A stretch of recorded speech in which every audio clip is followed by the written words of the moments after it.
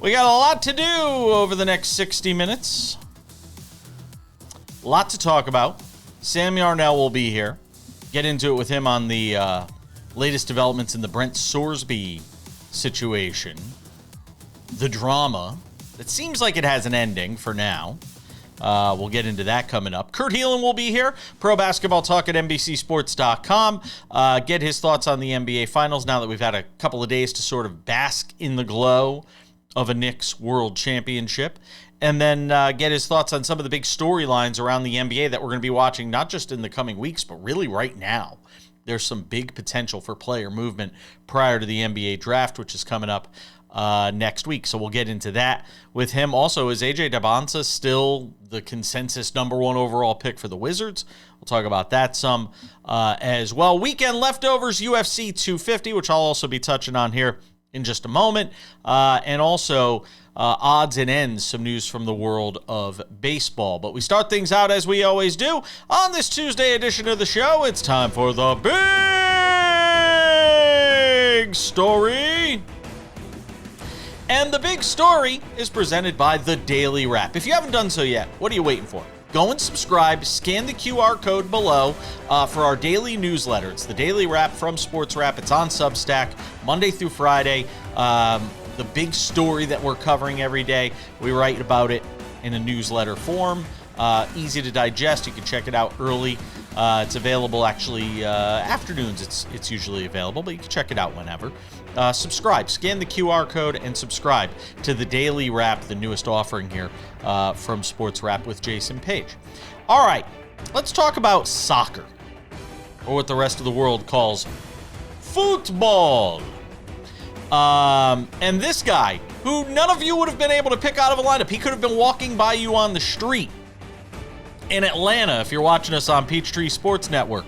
He could have been walking by us, and you wouldn't have known who he was. Now, everybody knows who he was. He went from having like 50,000 followers on Instagram to like 8 million followers. That is the goalkeeper for Cape Verde. Ranked 67th, I believe. Am I right? 67th in the world rankings from FIFA. He's the goalkeeper. He's 40 years old. He almost didn't even play in this World Cup.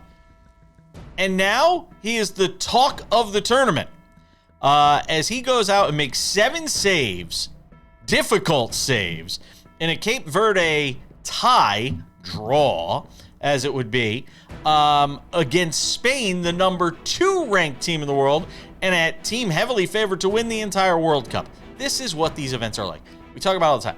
The Olympics, your Grand Slam events in the majors, even the World Baseball Classic, which, Italy was a huge story during the World Baseball. These prolonged events, they're about stories. And oftentimes, they're about stories that don't even necessarily lead to whoever the champion is going to be. The story right now of this tournament, they have no chance to win the World Cup, is Cape Verde. Because they went in their first ever World Cup game. They played to a draw against Spain. And honestly, this is the best case scenario for everybody involved. Because Spain didn't lose, they had a draw. And a lot of people will question, how do you have a draw against 67th ranked team? They had a zillion shots in this game. They just ran into a hot goalkeeper on this day. Vozina is his name. And if I'm mispronouncing it, I apologize. You could all figure it out by now. He is, like I said, the talk of this tournament. But congratulations to Cape Verde. And those are the kinds of stories we're going to be on the lookout for and certainly highlight on this show as we go throughout this World Cup. All right. From the that to the this. I can't even believe I got to talk about this. But and we're going to talk about the UFC stuff a little later on in the show. I didn't see this because he fought in the prelims and the earlier fights that took place at the UFC Freedom 250 event that took place. But there was a lot of conversation around this Josh Hokett fella, and I'm only going to spend about 30 seconds on it. He's a classless fool, and it's the kind of characters you see in UFC I'm not going to paint with a broad brush and say it's everybody you see in UFC, because that's not fair. And I've interviewed people over the years who have been great ambassadors for the sport. But at the same time, it is exactly the sort of thing. If I told you that a guy would hop up in the middle of the octagon after winning his match and say, Michelle Obama's a man, if there was any sport that I said, what would it happen in, you'd guess it was UFC. Because those are the kinds of characters it draws. Maybe you'd get it in boxing, but chances are you'd get it in a sport like the UFC. Dana White has condemned it. The White House has not. They both should. And frankly, I give Dana White even just the tiniest bit of credit and points for saying that, you know, it was shameful and he shouldn't have made the remarks and all of this stuff, because at the same time, Dana White's the stooge that during the press conferences before the fight said they needed to get a translator for a Mexican, Spanish-speaking man, I should say, who was up there speaking English. And Dana White said, oh, do we need translation? And then mocked, you know, the way the guy spoke English. So, tells you all you need to know about Dana White. Don't give him too many flowers for this. He did the bare minimum. One last thing in the big story. A third big story. It is official. Serena Williams is playing Wimbledon, but not in the way a lot of people may have been hoping. She's going to play doubles with Venus. The two 40-plus-year-olds will team up at Wimbledon. They're going to get a wild card entry. That news made official on Tuesday morning. So Venus and Serena, who have won a zillion doubles majors, will team up and get together to try to play there. Does this mean she's not going to play singles at some point down the line? I don't know. I think she's going to. But then again, maybe she'll just look at her physical capabilities and maybe what she might determine are limitations and say, I'm not going to subject myself to being embarrassed, and maybe she is just going to play doubles. Either way, cool to see the GOAT playing in doubles with Venus, who is another generational talent that we've all had the chance to watch. So it'll be cool watching those two team up at doubles at Wimbledon at the All England Club. And those are your big stories. We're coming back talking about Brendan Sorsby. Sam Yarnell is here next.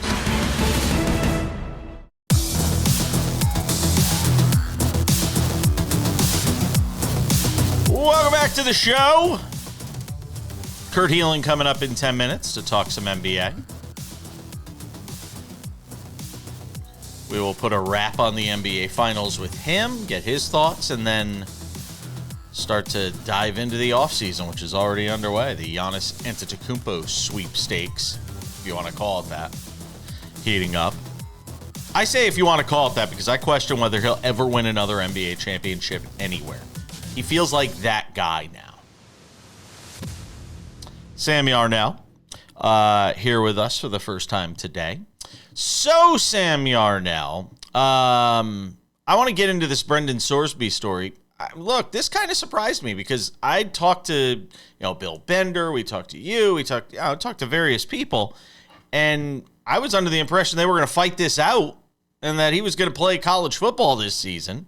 And now it turns out he's not going to play college football this season. He's going to get to keep the NIL money he's gotten so far, which is a great racket if he could get it. And then he's going to go and, enter the NFL supplemental draft. What do you make of the end of the Brendan Sorsby drama for now?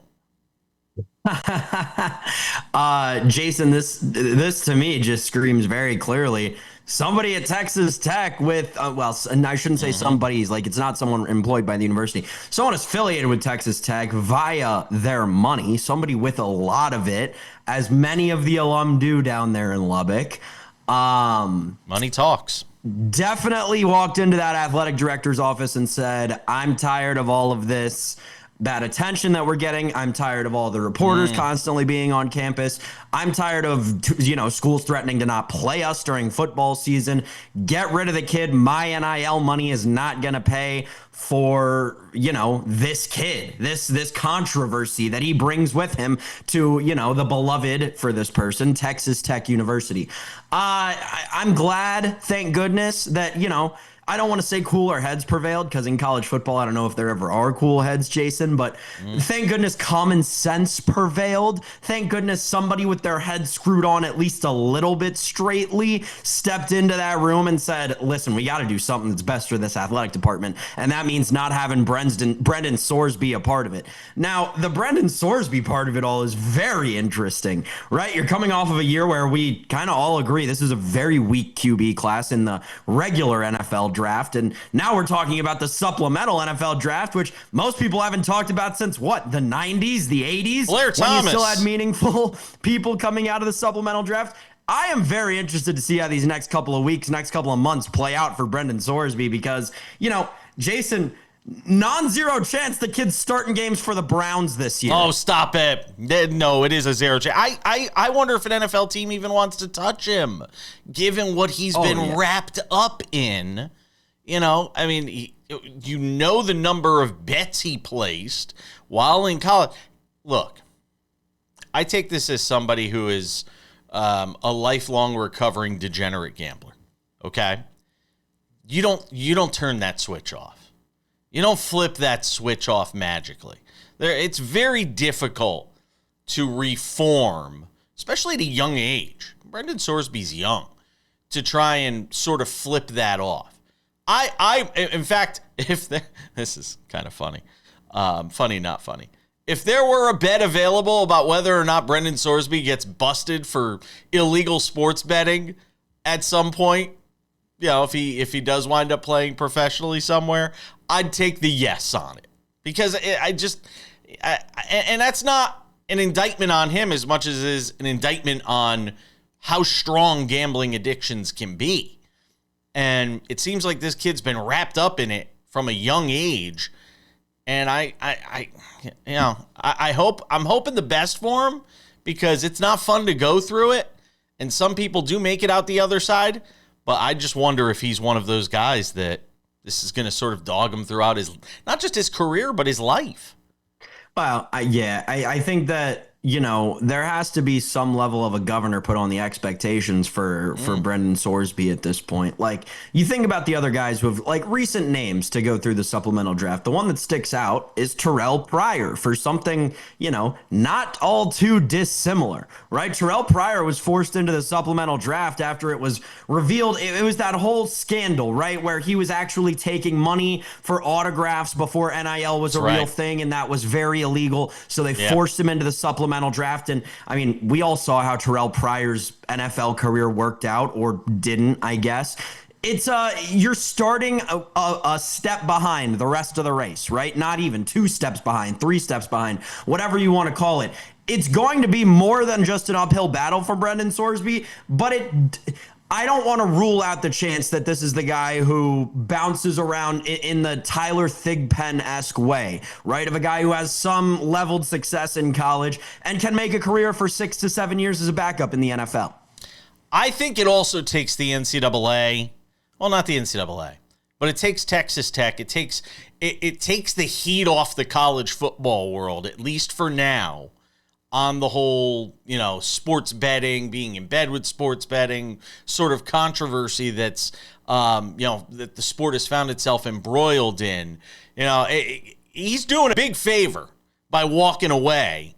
And I'm not, giving the guy flowers or anything like that, but he's doing college sports a huge favor, taking some of the heat off them now, at least for a few days, Sam. Yeah. My bigger concern with relation to that is this is going to happen again. Yes. Whether it's in a year or 5 years or 10 years, this is going to happen again. What's the plan for when it does? That's just what I keep wondering coming out of all of this. This is going to happen again. It has happened before. You didn't know it happened before because we didn't have all of the wonderful technology and rules and regulations around gambling that we do now. It's definitely happened before. It's definitely going to happen again. What are you going to do when it does? And I don't even think the NCAA knows the answer to that, Jason. No. I just think it's too difficult, and I think the lure of being able to make money and the addiction, there is an addiction culture out there, an addiction business out there, And I think it's going to be very difficult for college sports as we continue to sort of go through the months and years. And now with prediction markets, it gets even trickier. It's going to be even more difficult, I think, for everybody to sort of get their arms around this issue. We'll see what happens to Brendan Sorsby. I don't think he has a chance in hell of winding up in the NFL. I'd take the no on that if we were placing a bet on it. But all it takes is one team that's desperate enough and think they could be the one to reform them. We'll see what happens. We got more to do. Kurt Helin's going to be here. We'll talk some NBA with him. Where's Giannis going? Is it Miami? Plus a recap of the NBA Finals with him next.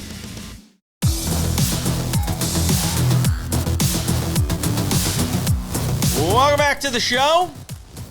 It's not a Wednesday, which is normally when we do the NBA Weekly with Kurt Helin, but I figured we'd do it today. That way he doesn't have to deal with us on a Wednesday. Maybe that makes him happier. I don't know. Does it make you happier? On a Wednesday. No, what? No. I getting you out of the way today. No. I know. Any day for you, Jason. Spoken like he means it. Kurt Helin has joined us throughout the entire NBA season. Pro Basketball Talk at NBCSports.com. He does a terrific job and is a true friend of the program.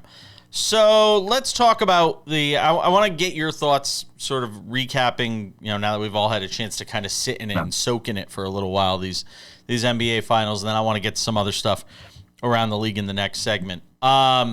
Having had a couple of days to sort of marinate in it, as we like to say, what's the big takeaway the longer you sit with it? Well, a couple things. I think first, it was so much fun. Like this was really not just an entertaining finals, but an entertaining run by the Knicks, because this is a team where everything came together at just the right time, right? Like, this was always a good team. It was a 53-win team, but nobody had picked them because they were kind of in that, and I had them in the contender tier because I thought they were one of the best teams in the East, but it was like, are they going to be able to click? Is it all going to click for them at the right time? And it completely did. It reminds me in some ways, and maybe they last longer, but it reminds me in some ways of the 2011 Dallas team, where they had Dirk Nowitzki. He's pretty good. Like, they have this legendary guy, but really that team had veteran end of the career Jason Kidd at the point and other quality players, but it just everything at the right time comes together and they're an unstoppable force.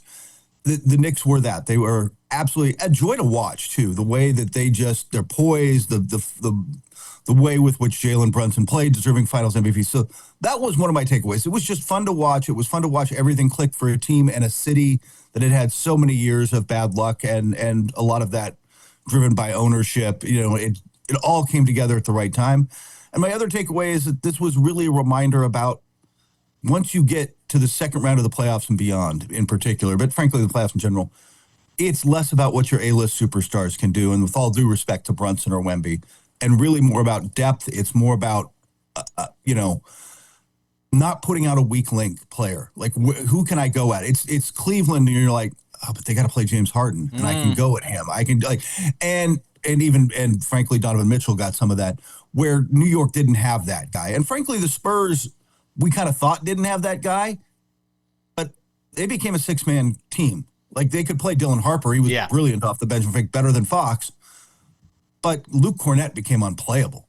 And other guys that we thought would have an impact or at least be able to hold their own in those moments simply couldn't. And that was part of the reason where the Knicks could, Jose Alvarado's given them great minutes. That's Landry, the guy I was going to point to is Alvarado. And it's Mike Brown knowing. Yeah. And look, I am no bigger proponent of this when it comes to a manager in baseball, coach in hockey.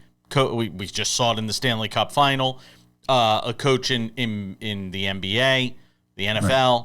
Know your personnel, and if you get anything out of this, it is Mike Brown knew his personnel. Kurt, yeah, he did, and he's an adaptable coach, which he wasn't always earlier in his career. This is he credits the time under Steve Kerr as an assistant. And by the way, if you remember during the 2018-2019 run, got forced into the big Yes. chair for a while during that run because of his ability to adapt where the style was very different than what he'd done, and his growth as a coach really shone through here. And by the way, remember, and this push to fire Tom Thibodeau and hire Mike Brown started with James Dolan, and let's own it.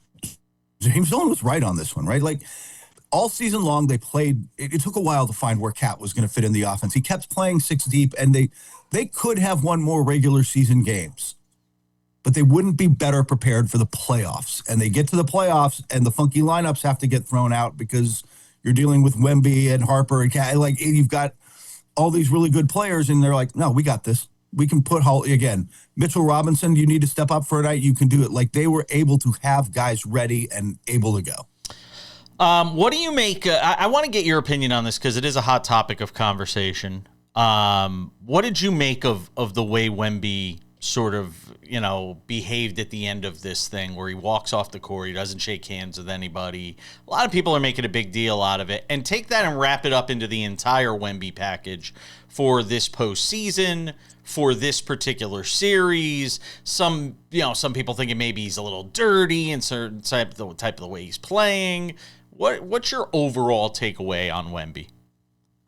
The fact that he's a little dirty and a little feisty is good for him because the book on him forever is going to be push him around. He's too thin. And by the way, it kind of worked. Like Cat did a better job. And frankly, even in the previous round, Isaiah Hartenstein had his minutes, right? That's going to be the book you're going to need to go get. If you're the Utah Jazz this summer, you're looking at the West, and then you're looking at Walker Kessler and thinking, we kind of got to have him, right? Like you're going to have to re-sign him, and it may cost a little more than we want, but we need a guy like that. With Wemby, I think you saw, and I think this was true with them in a lot of ways, you just saw some of that youth that didn't show up against Oklahoma City because it was a familiar opponent. They'd played them so many times that it didn't have the same. It was playing playing the Thunder rather than oh my gosh, we're in the finals and having these moments. But I think he comes out of this learning some lessons, and the Spurs come out of this learning some lessons and come back a better team for it, which is to be expected. I mean, Wemby's 22, and he's, outside of Harrison Barnes, nobody on this team is, and Fox, nobody's really old. Yeah, and I mean, even Fox is what, 28? I mean, he's 28? not. Yeah, he's still in his prime. He is still like, if you tried to trade him tomorrow, he would still have. I know he had a rough finals. He had a huge value around him. He's an all-star player. You'd have huge value around him. Right. Yeah, I agree with that, and I also think part of this, and I only have 30 seconds here, is. It almost felt like beating Oklahoma City was their NBA Finals. Now, in retrospect, and you really look back at it. I think they kind of thought that. And I also think they learned, look, as good as Fox and Harper and Kessler are, we're going to need to go get a wing defender. You're going to need an OG Anunoby type or an Aaron Gordon type, but you need some other size up front. Yeah. So I think they learned some stuff about what they want to do, but they're so well positioned that they'll be able to do it, and their stars will just get better. Yeah. Kurt Helin, Pro Basketball Talk at NBCSports.com. Hey, there's other stuff going on around the league, and we'll get to it with him next.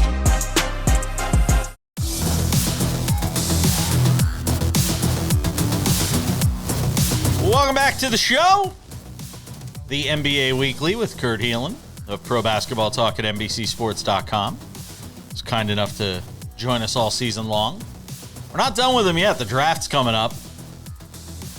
Almost done. Summer league will be here. What were you saying? I'm sorry. Free agency is going to be. There's going to be a lot of movement this summer. All right, there's going to be a lot of movement. Let's run through a lot of things here. First of all, on the Knicks, Landry Shamet. Are they going to be able to keep him, or is he just getting a big deal somewhere else?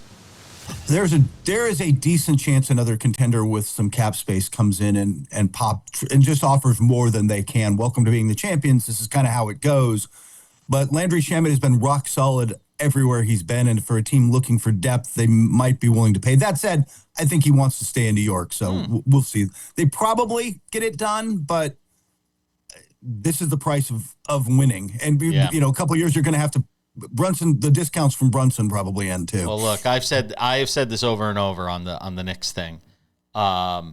This team was built to win now, it won now, by no means should anybody believe this is the start of the run for the Knicks. They're going to win 3 in 5 years or 2 in 4 years. That ain't happening. I wouldn't be shocked if it's a one-and-done situation for this team with this group. Who knows? Maybe it unlocks them and I'm completely wrong, and if so, we could revisit it a year from now. I don't see it, Kurt. I think they're in the mix at the top of the East, but the East gets better next year, and it's just hard. You need luck. Ask OKC. Yeah. You need some luck to go your way, too, and it went their way this year. Yeah. All right, let's run through some big ones. Giannis, talk about Miami. Sam is convinced he's going to wind up in Washington, that everybody's going to the Wizards somehow. Don't get me started on it. I'm sure he'll talk about it in the next segment, but give me your thoughts on Giannis and where we are right now. Boston has legitimately seemed to jump into this, which is a little bit of a surprise to me. But I think Miami's still should be the favorite, is the favorite. But it's somewhere Giannis wants to go, and there's some buzz there. There's some fire there. It would require sending Jaylen Brown, and it requires getting a third team because Milwaukee doesn't really want a 28-year-old player at the peak of his career. That's not where they are. They're going to be rebuilding. So now you've got to bring in Atlanta or wherever you're going to put Jaylen Brown as a third player or as a third team in that mix. So that's a much more complex deal, but there is some fire there at least. I still think it ends up being Miami, but we'll see. Jaylen Brown. This whole thing is Stephen A. Smith says he's convinced he's not going to be in Boston next season. If so, who's there in his place? Is it going to be Giannis? Or is there a scenario where Jaylen Brown winds up somewhere other than Boston and Giannis doesn't wind up in Boston? No, I can't imagine the return has to be championship win now. The argument for Giannis is simply that when healthy, he is better than Jaylen Brown. And I will grant that and just add, he's also been injured the last 3 playoffs. He's 31 and you're going to have to re-sign him for a 5-year max deal. So now you're going to have a couple anchor years that are going to drag you down at the back end, which is why it doesn't make a lot of sense for Boston to do this. The Jaylen Brown thing, a lot of people want to attribute it to the comments he made about this being his best year or whatever at the end of the season. I think it's less that and more this. Brad Stevens in his press conference said, we have to attack the rim. We can't just shoot threes. He wants to get Joe Mazzulla to adapt his style a little. Well, the way GMs often will do that with a coach is take away players and give them players that force them to play a certain way. Giannis does not shoot threes, or he does, but you don't want him to shoot threes. You want him to attack downhill. If you want to get to the rim, there's not anybody better when he's healthy. So you force Mazzulla's hand by making that trade. I'm not sure. I still don't think I don't like it for them, but that would be the logic. How does Denver look different next year? I don't know that they look. Really? I don't know that they look. I mean, they've got to re-sign Peyton Watson. They're going to try to trade Christian Brown and get a little more size on the wing. They have got to re-sign Aaron Gordon. I can't picture that team. He is such I love Aaron Gordon at this stage of his career. And I think you and I talking, we might have said it on the show that I think when you talk about what San Antonio ultimately needs next to Wemby is an Aaron Gordon type, right? They need someone like that. They can't go get him, but I think that's where they can't afford to let him go. So I think they spend the money and get it done, and we'll see what it looks like. But they're going to largely be similar because they're not going to go deep into the tax to get this done. The latest when it comes to LeBron, because it seems like it's gotten really quiet out there. Well, he's one of the people. He's never not been in this position where he's not the first domino, but Giannis is the first domino. And the question now is what team? How much is he willing to take as a pay cut? Because if he wants to stay on the West Coast and the Warriors are interested and they manipulate they would have to make a couple player moves to make this happen. They can get to the mid-level exception at $15 million. Is he willing to play for $15 million after a guy who's notoriously not taking huge discounts to be wherever he's at and wanted to get paid? So does he re-sign for the Lakers? I think the buzz is more that he's probably going to re-sign in LA for 25, 30, whatever the number ends up being after they make their offseason moves, but he's not their priority. They've got to re-sign Austin Reeves, get a center, get some wing depth. They might try to poach Peyton Watson out of Denver. Like they need guys like that. They're going to make those kind of moves and then sign LeBron with whatever they've got left, or what they want to do next. And I don't know how LeBron's going to sit with that. But if he tries to go to Cleveland, it's $3.9 million in the vet exemption. Good luck with that. In the final 30 seconds, Dybonsa still looking like the number one pick to Washington? Yes, more and more. I know, by the way, Peterson's not working out for yeah, I saw that. For the Utah Jazz. I got news for you. Danny Ainge does not care. Danny Ainge will just take him. But yeah, all the buzz is that maybe they're not fully decided, but at the end of the day, you take the 6'9" guy over the 6'5" guy if you've got them graded the same. All right. Kurt Helin, Pro Basketball Talk at NBCSports.com, joining us in the NBA Weekly. We might have some bonus stuff for him in the YouTube side of things. Thank you, my friend. Take care.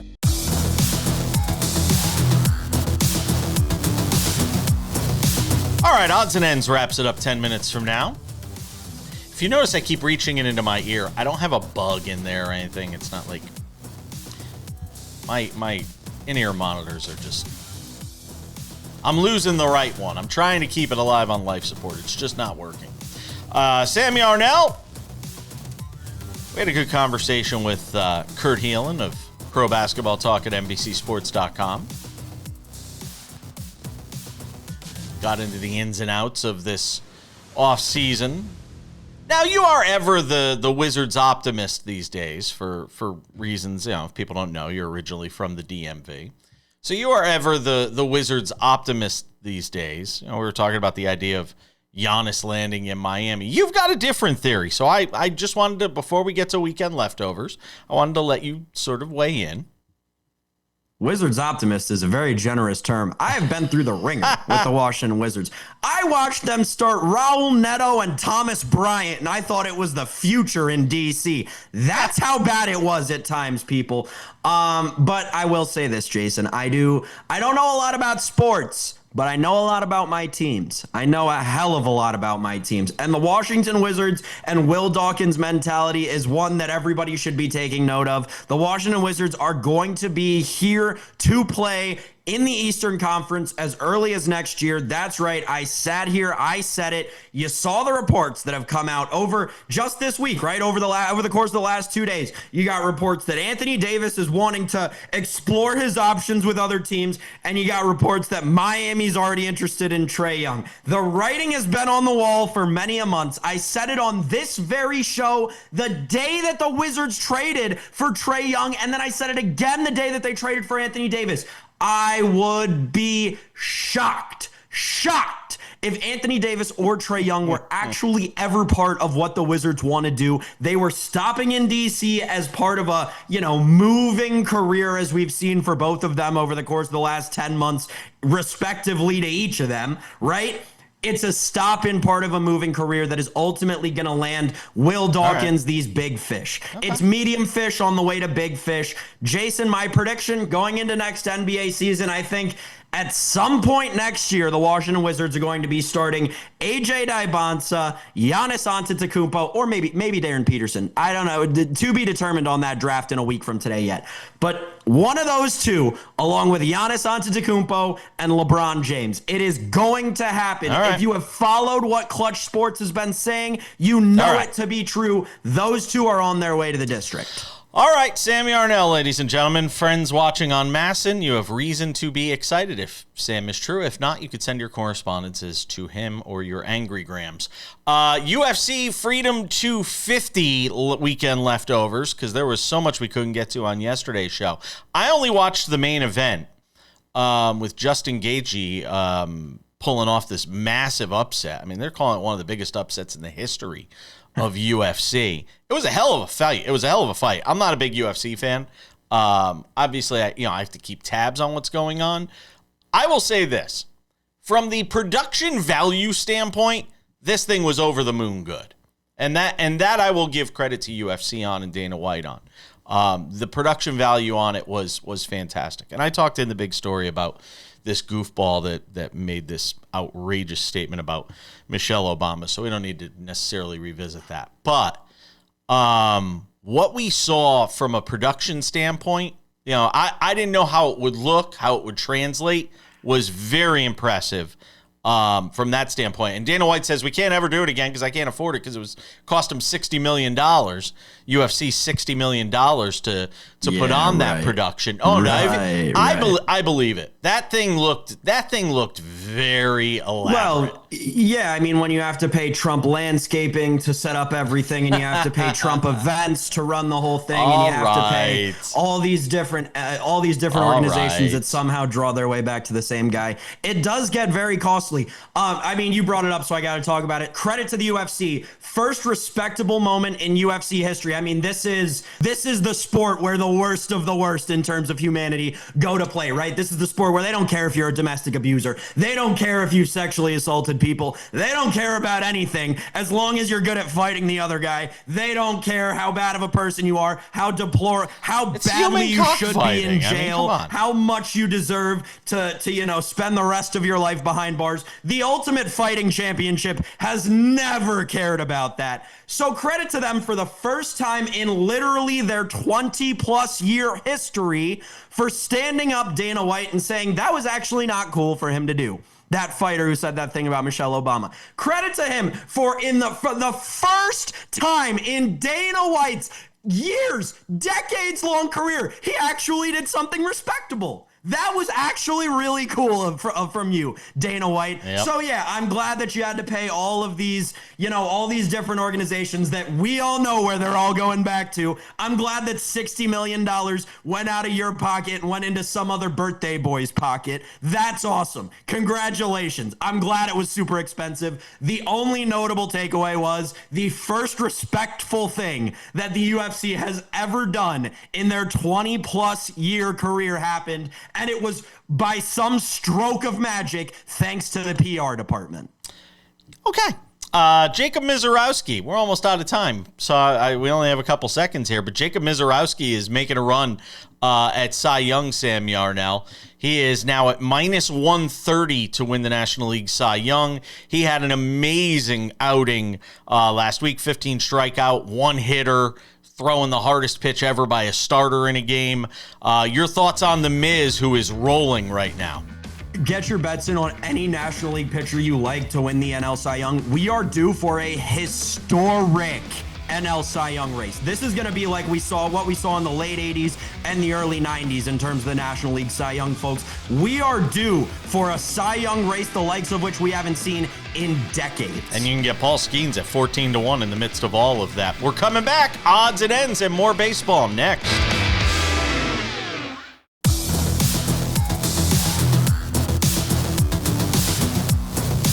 Just about time to put the wraps on this baby for a Tuesday. Tomorrow on the show, David Aardsma from somewhere in the Midwest. I don't know, Chicago, Omaha. He's traveling with the fam.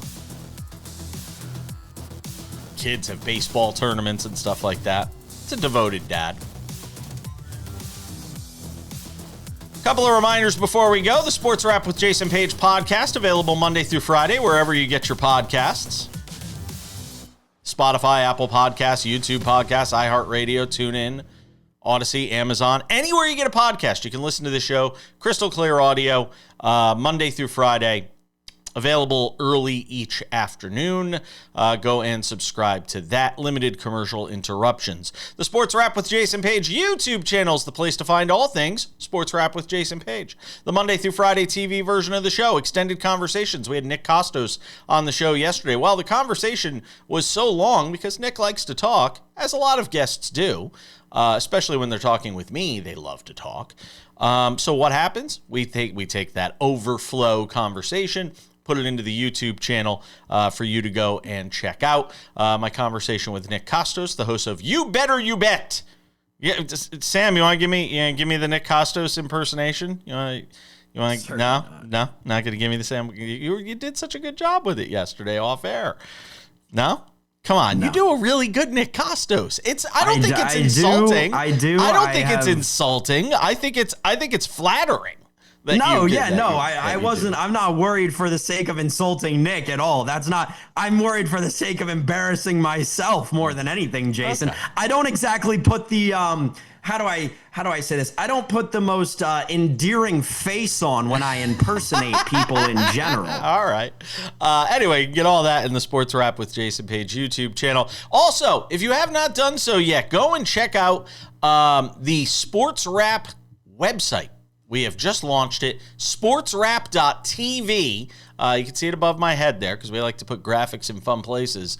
Sportswrap.tv is the place for the Sports Wrap website. It's got information on how to subscribe to the Daily Wrap, our Substack. Looking for your affiliate, you can find it there if you're looking to watch us on television. We appreciate that as well. All right, without any further delay on this Tuesday edition of the show, it's time for some odds and ends. Odds and ends, Sam Yarnell. Boy, oh boy. PCA just reaching godlike status in Chicago. Pete Crow-Armstrong, the 13th cycle in Chicago Cubs history. I know we looked this up once before. What's more rare, cycles or no hitters? Perfect games. No, well, I mean, just no hitters in general. I think it might be. I think for all time, it might be cycles that are rare. But I don't know. I'm not sure. Cubs beat the Rockies 5-4 on Monday night. PCA hitting 277 on the year, Sam Yarnell. He's got 13 home runs. He's got 35 RBIs. If you look at the box score, it is literally all PCA. Batting, the double. Hitting, the triple. Home run, Pete Crow-Armstrong. RBI, Pete Crow-Armstrong. It was all PCA. And then, Jason, in the most PCA way possible, again, and let's just be clear here, this was a 5-4 win at home against the 27-46 Rockies. Let's just be very clear about that. 23 runs against the A's the other day. So that we can call a spade. Yeah, the Rockies scored 23 runs at a stadium that might as well have been on Mars. That stadium might as well have been on freaking Mars. What are we talking about here? 23 runs in a game. The live total was 31 and a half at one point in that game, and it went over. Anyway, back to this Rockies-Cubs game. And here's, call a spade a spade. Here's why PCA will never be a real superstar. He'll never reach that top echelon of the Aaron Judges and the Shohei Ohtanis and the James Woods of the world. He will never reach that echelon exactly because of what happened last night, Jason. And I'm so glad you brought up the cycle. He comes to the plate having hit a homer, triple, and double, needing a single to complete the cycle. Hits a single, gets a standing ovation from the fans. As he is accepting that standing ovation as the next pitch is getting ready to be thrown, he gets picked off of first base. I mean, what are we doing, dude? What are we doing? This less than 2 months removed from you in that embarrassing moment you had in right field with a woman who was a fan? Like, what are we doing? PCA, bad for baseball. I don't know what else I need to say. PCA is not good for baseball, and it's shocking to me that we keep pretending like he is. He's entertaining, and anything that's entertaining is good for baseball. He is absolutely, he brings entertainment value. What's not bringing entertainment value right now are the San Francisco Giants, who it sounds like are starting to investigate the trade market to see what they can get rid of. Sounds like they might be the first sellers of this trade deadline. 29-43, 16 and a half back in the National League West. Everything must go, Sam? I mean, holy crap, man. Clear the decks. 2 games better than the Rockies. How is everything not going already? No, on a non-funny note, like it's actually kind of sad. It is. It's kind of sad what has happened out in San Francisco, because this is a team that year after year after year, they're all in. New ownership group, more money, everything. Whatever you need, we'll give it to you. We'll build whatever lineup you want, whatever pitching staff you want. We'll spend all the money. We'll try and compete with the Yankees to get Arson Judge out here at one point, right? And it just always falls short. Yep. I just don't think that Buster Posey is doing the job they brought him in to do. That's the bottom line. Buster Posey is going to be the the sacrificial lamb, I think, in all of this when it's all said and done. That's going to do it for us. Thank you to Sam. Thanks to Kurt Helin. We'll see you back here on Wednesday for an all-new edition of Sports Wrap. Bye-bye.